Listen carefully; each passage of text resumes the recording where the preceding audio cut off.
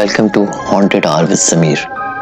دوستو، پڑوسی ایک ایسا انسان ہوتا ہے جو برے وقت میں آپ کے کام آ سکتا ہے، اگر تو وہ اچھا ہے، اور اگر تو وہ برا نکل جائے تو وہ آپ کا برا وقت جلدی لا سکتا ہے۔ بہت سے لوگوں کو ایسے پڑوسی ملتے ہیں جو باہر سے تو بہت میٹھے ہوتے ہیں، مگر اندر ہی اندر وہ جڑیں کاٹ رہے ہوتے ہیں، جیسا کہ آج ہمارے اس کہانی کے اندر ہے۔ دوستو، کہانی میں آگے بڑھنے سے پہلے میرا ایک سوال ہے آپ سے، کیا ایسا ہو سکتا ہے کہ ایک بیمار آدمی بنا کسی میڈیسن کے، بنا کسی ڈاکٹر کے ٹھیک ہو جائے؟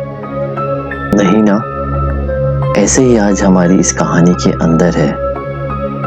دوستو، کہانی میں آگے بڑھنے سے پہلے آپ سبھی سے ریکویسٹ ہے، آئی ہوپ آپ لوگوں کو کہانی سننے میں بہت مزہ آتا ہوگا، لیکن آپ لوگ چینل کو سبسکرائب نہیں کرتے، تو please do share, like and subscribe, کیونکہ آپ کے سبسکرائب مجھے چینل گرو کرنے میں مدد کریں گے۔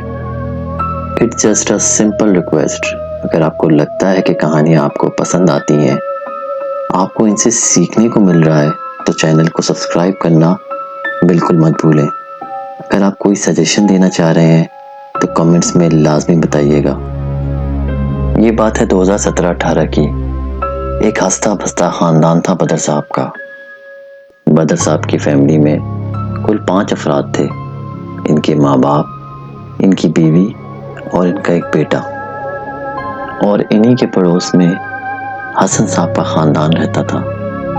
دونوں پڑوسیوں کی دیواریں تو جڑی ہوئی تھیں، مگر ان لوگوں کی آپس میں بالکل نہیں بنتی تھی، بس ان کی محلے داری میں سلام دعا ہوتی تھی۔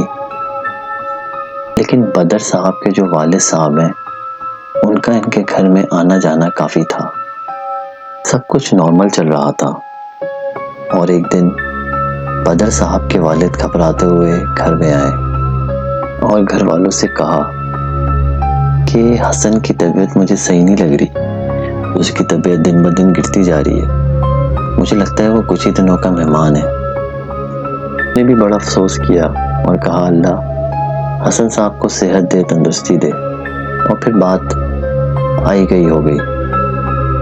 اور پھر ایک دن بدر صاحب کے جو والد ہیں، وہ شام میں واک کر کے آ رہے تھے، تو جب وہ حسن صاحب کے گھر سے گزر رہے تھے تو حسن صاحب کی بیگم نے ان کو کھیر دی اور کہا کہ یہ ہم نے آج نیاز کروائی ہے، تو یہ کھیر آپ لوگوں کے لیے ہے، یہ آپ اپنے ساتھ لے جائیں۔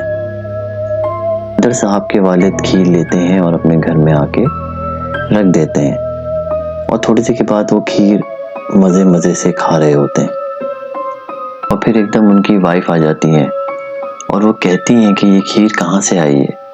وہ کہتے ہیں کہ یہ برابر میں حسن صاحب کی بیگم نے مجھے کھیر دی تھی، انہوں نے کوئی نیاز وغیرہ کروائی ہے، تو انہوں نے کھیر مجھے دی تو میں لے کے آ گیا، تمہیں کھانی تو کھا لو۔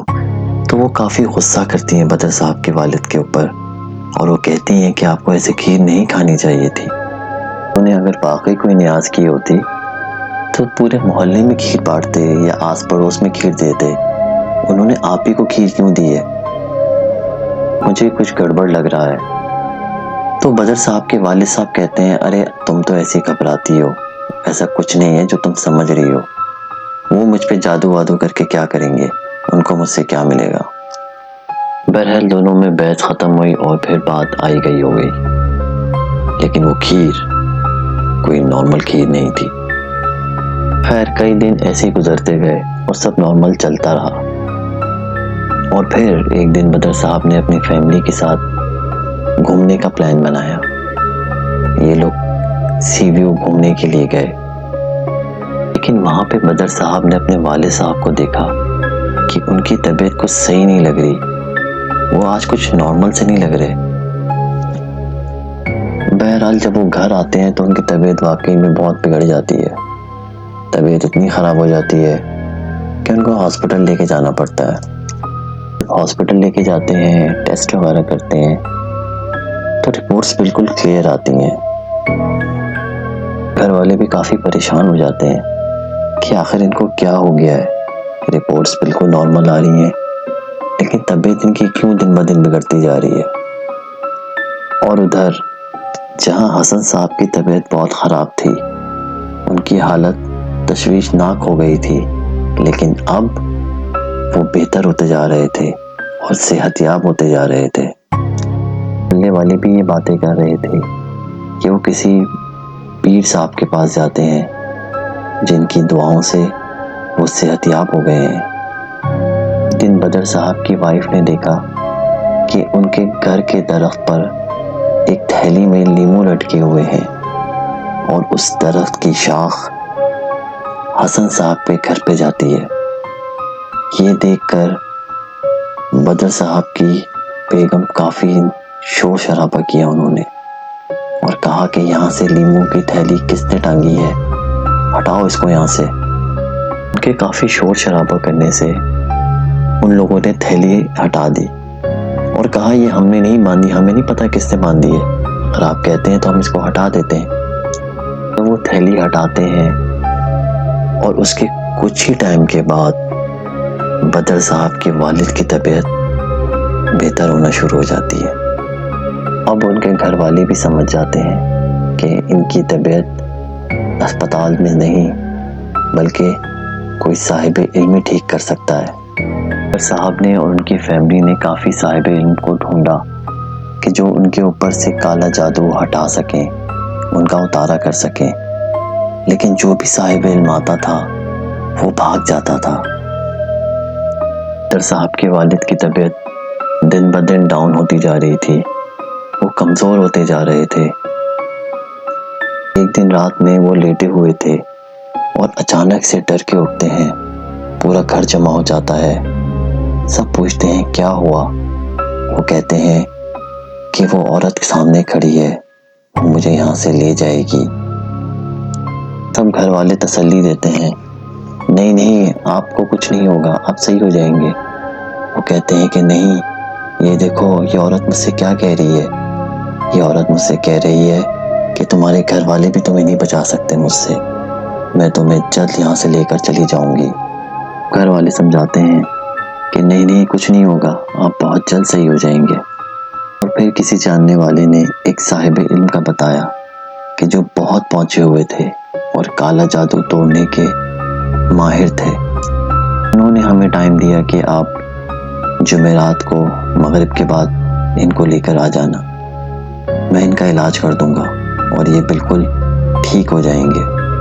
بدر صاحب اپنے والد صاحب کو لے کے وہاں پہنچتے ہیں تو وہ پیر صاحب انکار کر دیتے ہیں، وہ کہتے ہیں کہ میں ان کا علاج نہیں کر سکتا اور معذرت کر لیتے ہیں۔ پھر بدر صاحب اپنے والد صاحب کو لے کے گھر آ جاتے ہیں، کہتے ہیں کہ ہم کوئی اور پیر صاحب ڈھونڈ لیں گے جو کالے جادو کا علاج کر سکے۔ اسی رات جب سب سو جاتے ہیں تو ایک دم بدر صاحب کی آنکھ کھلتی ہے، وہ گھڑی میں دیکھتے ہیں تو صبح کے 4:30 بج رہے ہوتے ہیں۔ یہ نظر اپنے والد صاحب کے بیڈ پہ پڑتی ہے جو خالی ہوتا ہے۔ بدر صاحب کو ایک دم جھٹکا لگتا ہے، وہ بھاگے ہوئے اپنے گھر کی چھت پر جاتے ہیں اور جب وہ چھت پر جاتے ہیں تو چھت پہ ایک کمرہ بنا ہوا ہوتا ہے اور جب وہ اس کمرے کے اندر جاتے ہیں تو بدر صاحب کے والد اپنے گلے میں پھندا ڈال کے اپنے آپ کو مار چکے ہوتے ہیں۔ جب بدر صاحب اور ان کی فیملی یہ منظر دیکھتے ہیں تو ان کے ہاتھوں کو آرام مچ جاتا ہے، کیونکہ وہ پھندا انہوں نے خود نہیں لگایا ہوتا بلکہ جو چیز ان پہ حاوی ہوتی ہے وہ ان سے وہ چیز کرواتی ہے۔ والد کے انتقال کے بعد بدر صاحب اکثر چھت پہ جایا کرتے تھے اور گھنٹوں وہاں بیٹھا کرتے تھے اور سوچتے تھے کاش میرے والد صاحب وہ کھیر نہ کھاتے، شاید وہ آج زندہ ہوتے۔ صاحب نے اپنے چھت پہ بہت سے لیمو بھی دیکھے جس کے اندر سندور بھرا ہوا تھا۔ صاحب کو سب پتا تھا کہ حسن صاحب نے کیا ہے، ان کی فیملی نے کیا ہے، لیکن وہ کچھ کر نہیں سکتے تھے، ان کے پاس کوئی ثبوت نہیں تھے، کیونکہ حسن صاحب بہت بیمار تھے اور ان کے پیر صاحب نے کہا تھا کہ آپ صحیح ہو سکتے ہیں لیکن آپ کے صحیح ہونے میں کسی کی جان جائے گی، تو وہ آخر کار میرے والد صاحب کی جان لے چلی گئی۔ اب حسن صاحب تو بالکل صحیح سلامت تھے، بالکل صحت مند تھے، لیکن وہ کہتے ہیں نا کہ اللہ کی لاٹھی بے آواز ہوتی ہے۔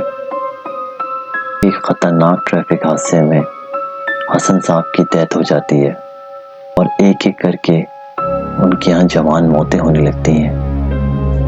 کسی کا انتقال ٹریفک حادثے میں ہو جاتا ہے تو کسی کا انتقال بیماری سے ہو جاتا ہے۔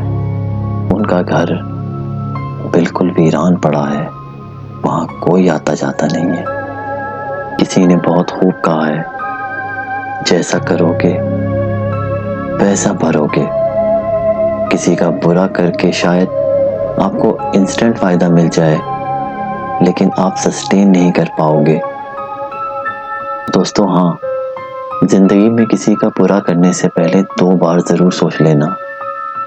آج تو آپ کسی کا برا کر رہے ہو لیکن یہ گھوم کے واپس آپ کے پاس آئے گا۔ دوستو کیسی لگی آپ کو آج کی ہماری کہانی پسند آئی ہے تو لائک ضرور کیجئے گا، سبسکرائب بھی کرنا ہے اور کامنٹس میں لازمی بتانا ہے کہ ویڈیو کیسی لگی۔